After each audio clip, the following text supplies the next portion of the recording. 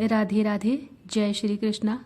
और आज जो मैं कहानी लेकर आई हूँ उसको कार्तिक माह की पूर्णिमा के अगले दिन, जिसको हम प्रतिपदा या पड़वा कहते हैं, को सुनते हैं। तो चलिए सुनते हैं ये चिड़ा चिड़ी की कहानी। एक बार की बात है, 4 चिड़ियाँ थीं। वह चारों ही कार्तिक का स्नान करती थीं। पड़वा यानी प्रतिपदा के दिन उन्होंने सोचा कि खिचड़ी बनाते हैं। सभी ने मिलकर घी, चावल तथा दाल का जुगाड़ किया और खिचड़ी बनाई। सबने सोचा कि पहले नहाकर आते हैं, फिर खिचड़ी खाएंगे। पहले एक चिड़िया नहाकर आ गई, बाकी नहीं आई। उसे भूख लगी थी तो उसने खिचड़ी की भाप खा ली। दूसरी चिड़िया आई तो उसे भी भूख लगी थी, उसने खिचड़ी का पानी पी लिया। तीसरी ने खिचड़ी खा ली तो चौथी ने खिचड़ी की खुरचन खा ली। खाने के बाद चारों मर गईं। जिस चिड़िया ने भाप खाई थी वह राजा के घर राजकुमारी के रूप में पैदा हुई।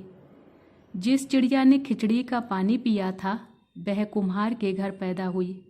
जिसने खिचड़ी खाई वह ब्राह्मण के घर जन्म लेती है, और जिसने खुरचन खाई वह हथनी के रूप में जन्म लेती है। कुम्हार की लड़की राजा के यहाँ दासी बन गई। ब्राह्मण की लड़की राजकुमारी की सहेली बनी। हथनी भी राजा के यहाँ आ गई। राजकुमारी बनी चिड़िया को पिछले जन्म की सभी बातें याद थीं। राजकुमारी का विवाह हुआ तो उसने राजा से कहा कि मैं अपने साथ इस दासी और अपनी सहेली को भी ससुराल ले जाऊंगी। तो राजा ने कहा ठीक है, ले जाना। राजकुमारी फिर भी नहीं गई तो राजा ने पूछा, तब उसने कहा कि मेरे साथ इस हथनी को भी भेज दो। लेकिन हथनी जाने को उठी ही नहीं।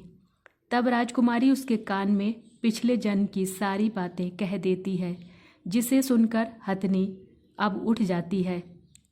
राजा यह सब देख रहा था और उसने तलवार निकालकर राजकुमारी से कहा कि सच बता, तू कौन है, नहीं तो मैं तेरा सिर काट दूंगा।